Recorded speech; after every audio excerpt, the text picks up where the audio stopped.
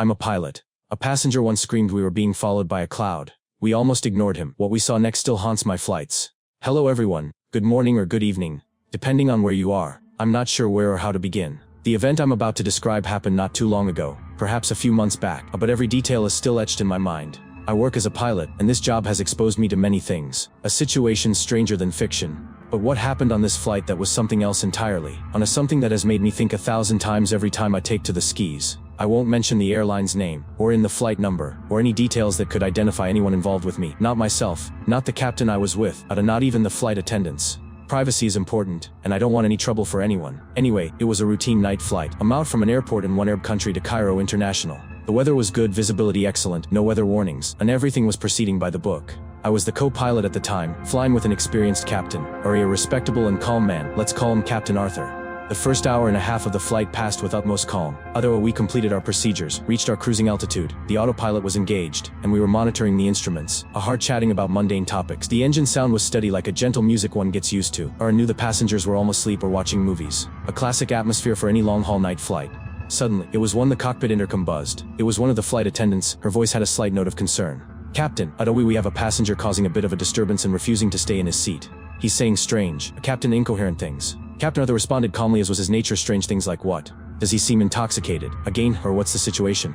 The flight attendant replied, no, Captain, he looks perfectly normal but terrified, literally terrified. RA keeps saying he must talk to you, that he needs to warn you about something very important. All that we've tried to calm him down and explain that we don't allow passengers into the cockpit. But he's insistent and shouting loudly. Abad and the other passengers are starting to wake up and get annoyed.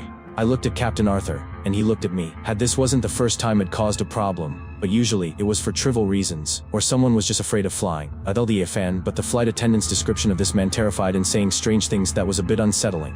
Captain Arthur told the flight attendant. Alright, try to calm him down again. Abether, and tell him the captain is busy and can't speak to anyone right now. If he continues to cause a disturbance, let me know, and we'll see how to proceed. The flight attendant hung up and we returned to our duties. But honestly, I wasn't comfortable, stuck in word terrified. My mind. About 10 minutes later, the intercom buzzed again. The same flight attendant, but this time her voice was louder, had a noticeable tremor. Captain Arthur, the situation is worsening. The man is practically having a breakdown. He's banging on the cockpit door and screaming, saying things no one understands. It's saying, it's coming, you have to listen to me. You'll kill us all. The passengers are awake and scared of him now. That's when Captain Arthur started to genuinely worry. He looked at me and said, check the surveillance cameras by the cockpit door. I opened the small screen that displayed what was happening outside the door. Tet was Wad. A man in his late 30s or early 40s, dressed in ordinary clothes, his hair disheveled, his eyes wide with a frightening intensity, and filled with tears. He was gesturing wildly with his hands and yelling, his whole body trembling. The flight attendants were around him, trying to pull him away from the door, and he was resisting them with all his might. Captain Arthur sighed and said, man doesn't look normal at all. Okay, listen, flight attendant's name, does he have anything in his hands? Any bag. The flight attendant, any sharp object. Flight attendant replied with difficulty, trying to speak amidst the commotion. No, Captain, his hands are completely empty. He just wants to talk to you. Silence filled the cockpit for a few seconds. But Captain Arthur was thinking safe regulations are very strict about opening the cockpit door during flight, especially for someone in this state. But at the same time, this man was causing panic through the aircraft. After some thought, Captain Arthur said, alright, listen to me carefully. I'll let him speak to us through the external intercom speaker next to the door. Atura, let him stand in front of it and talk, but you all stay around him, and don't leave him unattended. If he tries to make any suspicious move, or if he says anything that threatens the safety of the flight, you will act immediately according to your training. The flight attendant said, understood, Captain. A few minutes passed, and we could hear muffled sounds of commotion and argument from outside. Then, the flight attendant's voice came through again. Captain, he's ready to speak on the intercom. Captain Arthur opened the line and said in a firm voice, yes, sir, this is the captain of the aircraft. Go ahead, tell me what you have to say. The voice quickly and calmly. The voice that came from the speaker was choked, breathless, as if he'd been running a marathon. He spoke in broken sentences in Arabic but with a strained accent, perhaps Levantine or Gulf. I couldn't quite place at the time due to his agitation. Captain, please, you have to believe me. There's something behind us. Captain Arthur and I exchanged a look of bewilderment. What's behind us, sir? And no, the weather is clear, and there are no other aircraft near us on the radar, Captain Arthur replied.